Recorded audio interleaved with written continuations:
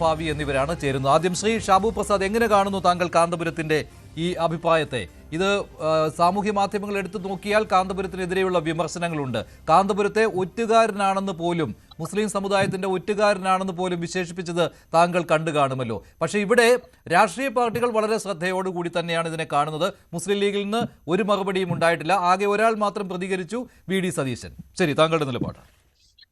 അതായത് ഇതിനകത്ത് കാന്തപുരം എന്താ പറഞ്ഞത്? കാര്യം ഇന്ത്യയിലെ മുസ്ലിം സമുദായം സുരക്ഷിതരാണ്. അവരുടെ ആ റിലീജിയസ് ആക്ടിവിറ്റീസ് പിന്തുടരുന്നതിലോ പള്ളികൾ അങ്ങനെയുള്ള കാര്യങ്ങൾ നടത്തുന്നതിലോ ഈ രാജ്യത്ത് ഒരു തടസ്സവുമില്ല. അദ്ദേഹം പറഞ്ഞതൊരു യാഥാർത്ഥ്യമാണ്. ഇവിടെ പ്രശ്നം എന്താണെന്ന് വെച്ച് കഴിഞ്ഞാല്, ഇത്രയും കാലം ഇവിടുത്തെ ഈ മോദി വിരുദ്ധ, BJP വിരുദ്ധ, സംഘപരിവാർ വിരുദ്ധ മാധ്യമങ്ങളും രാഷ്ട്രീയ പാർട്ടികളും ഇങ്ങനെ കെട്ടിപ്പൊക്കിക്കൊണ്ടുവന്ന നുണകളുടെ വലിയ ഒരു ചീട്ടുകൊട്ടാരമുണ്ട്.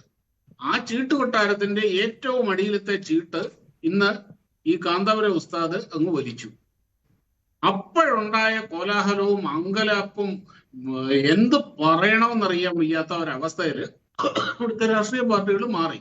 അത് ഇലക്ഷൻ പടിവാതിൽക്കൽ എത്തി നിൽക്കുന്നു.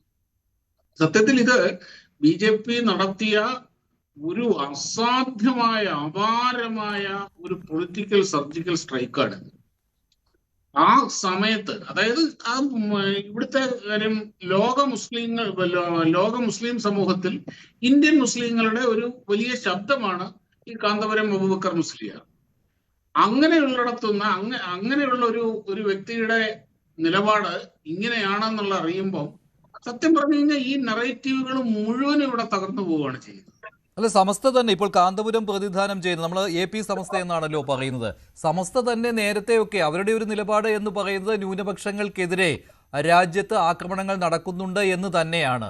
കാന്തപുരം ഇങ്ങനെ പറയുമ്പോഴും അതാണ് കാന്തപുരം ഒരു ഒറ്റുകാരനാണ് എന്ന രീതിയിൽ ചില മുസ്ലിം സംഘടനകളുടെ അടുത്ത് വന്നപ്പോൾ മുജാഹിദ് സംഘടനകൾ കാന്തപുരത്തിനെതിരെ രംഗത്ത് വന്നിട്ടുണ്ട്. അദ്ദേഹം മുസ്ലിം സമുദായത്തിന്റെ യഥാർത്ഥ കാര്യങ്ങളല്ല വെളിയിലേക്ക് പറഞ്ഞത്.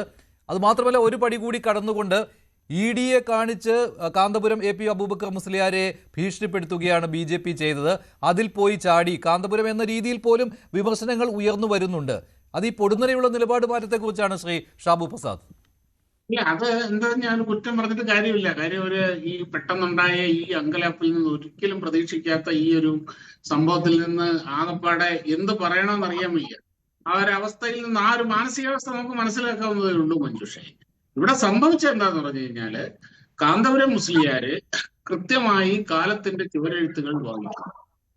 ഇത് എന്താണ് ഇവിടെ ഇനിയും ഈ പറഞ്ഞതുപോലെ ഈ കാലാകാലങ്ങളോളം ഈ ഇവിടുത്തെ ഇടത് വലത് ഇവിടുത്തെ സർവ്വ രാഷ്ട്രീയ പാർട്ടികളും ഇവിടുത്തെ മുസ്ലിം സമുദായത്തെ എങ്ങനെയാണ് വഞ്ചിച്ചുകൊണ്ടിരുന്നത് എന്ന യാഥാർത്ഥ്യം അദ്ദേഹം കൃത്യസമയത്ത്, ഒരു വൈകിയാണെങ്കിലും കൃത്യസമയം എന്ന് പറയാനില്ലേ, ശരി, അത് അദ്ദേഹം അവിടെ തിരിച്ചറിഞ്ഞു. ഞങ്ങൾ മുസ്ലിങ്ങളെ സംരക്ഷിക്കുന്നവരാണ്. അതേ RSSകാരും BJPയും കൂടെ എല്ലാം കൂടെ ഇവിടെ വന്ന് 10-20 കോടി മുസ്ലിങ്ങളെ മുഴുവൻ ഒരു ആറ്റം ബോംബിട്ട് കൂട്ടക്കൊല ചെയ്യാൻ പോകുന്നു, ഇവിടെ പൗരത്വം നശിപ്പിക്കാൻ പോകുന്നു, അങ്ങനെയാണ് ഇങ്ങനെയാണ്. ഈ നുണകളുടെ കൂടാരം കെട്ടിപ്പൊക്കിക്കൊണ്ട് തങ്ങളെ ഇവർ ഉപയോഗിക്കുകയായിരുന്നു. തങ്ങളുടെ വോട്ട് മാത്രം മതി, സംഘടിതമായ വോട്ട് മാത്രം മതി. അങ്ങനെ ആ വോട്ട് മാത്രം ലക്ഷ്യമാക്കിക്കൊണ്ട് ഇവിടുത്തെ സർവ്വ രാഷ്ട്രീയ പാർട്ടികളും മുസ്ലിം സംഘടനകളും തങ്ങളെ ഉപയോഗിക്കുകയായിരുന്നു എന്ന യാഥാർത്ഥ്യം മുസ്ലിം സമൂഹം തിരിച്ചറിഞ്ഞു വരുന്നു എന്ന തിരിച്ചറിവ് ശ്രീ KP അഹമ്മദുള്ള, അങ്ങനെയാണോ ഇത്? കാന്തപുരത്തിന്റെ ഒരു തിരിച്ചറിവാണോ അദ്ദേഹത്തിന്റെ ഈ വാക്കുകളിലൂടെ പുറത്തു വന്നത്? പ്രധാനമന്ത്രിയെ കാണുകയും പ്രധാനമന്ത്രിയെ സമസ്തയുടെ സമ്മേളനത്തിലേക്ക് ക്ഷണിക്കുകയും മാത്രമല്ല, അദ്ദേഹം നടത്തിയ ഈ തുറന്നു പറച്ചിൽ മുസ്ലിങ്ങൾ സുരക്ഷിതരാണ് രാജ്യത്ത് എന്നതാണ്. ആ ചോദ്യം താങ്കൾ ശ്രദ്ധിച്ചുവല്ലോ.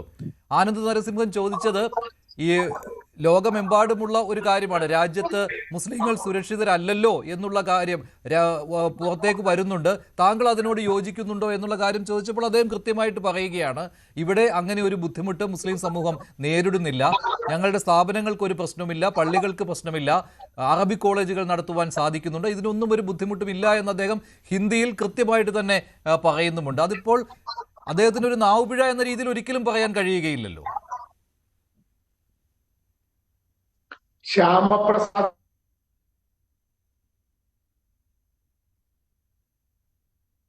ഹലോ, ചില പ്രശ്നമുണ്ട്, ചില സാങ്കേതിക പ്രശ്നമുണ്ട്, അതിലേക്ക് വരാം. ശ്രീ ഷാബു പ്രസാദ്, മറ്റൊരു കാര്യം, AP സമസ്ത തന്നെ ഒരു വിശദീകരണം നൽകിയിട്ടുണ്ട്. അതിൽ പറയുന്നത് ഭരണഘടനയെക്കുറിച്ചാണ് അദ്ദേഹം പറഞ്ഞത് എന്നതാണ്.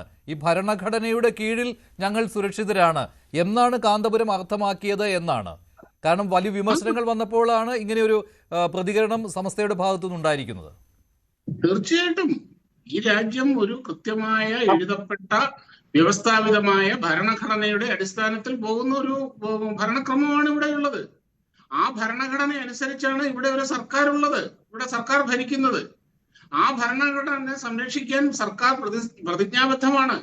അങ്ങനെയുള്ള ഭരണഘടനയുടെയും ആ ഭരണഘടന അനുസരിച്ച് ഭരിക്കുന്ന സർക്കാരിന്റെയും കീഴിൽ ഈ രാജ്യത്തെ 20 കോടിയോളം വരുന്ന മുസ്ലിങ്ങൾ സുരക്ഷിതരാണ് എന്ന് അടിവരയിട്ട് പറഞ്ഞു.